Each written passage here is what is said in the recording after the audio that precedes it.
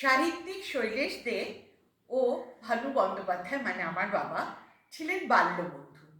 তো শৈলেশ দের জবানিতেই বলছি যে আমরা ছিলাম অভিন্ন হৃদয় বন্ধু। ভানু তার ছাত্র জীবনে প্রফেসর সত্যেন বোস, মোহিতলাল মজুমদার, কবি জসিমউদ্দিন এই সব শিক্ষকদের পেয়েছিলেন। শুধু পেয়েছিলেন না, তাদের স্নেহধন্য ছিলেন। ভানু ওয়াজ আ ব্রিলিয়েন্ট বয়।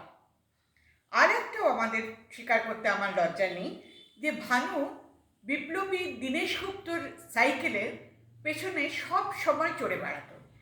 ওই সিটটার প্রতি যে আমাদের লোভ ছিল না তা না, এই ব্যাপারে আমরা ভানুকে একটু হিংসেও করতাম, কিন্তু ওটা ছিল ভানুর পার্মানেন্ট জায়গা, ওখানে আর কারুর বসার উপায় নেই।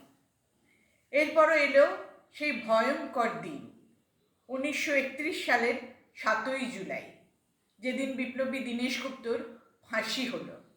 ভানুকে সেদিন কোথাও খুঁজে পাওয়া যাচ্ছিল না।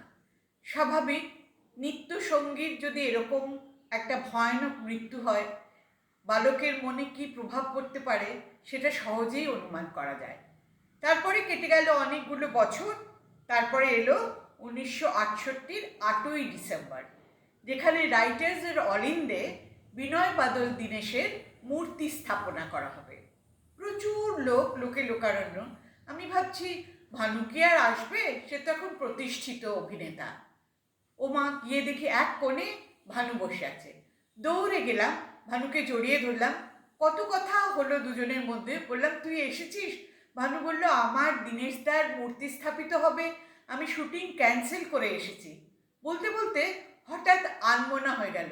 আমার কেন জানি না মনে হলো ওর বোধহয় মনে পড়লো সেই সাইকেলটার কথা, যেটায় ও আর দীনেশদা সারা ঢাকা চড়ে বেড়াতো।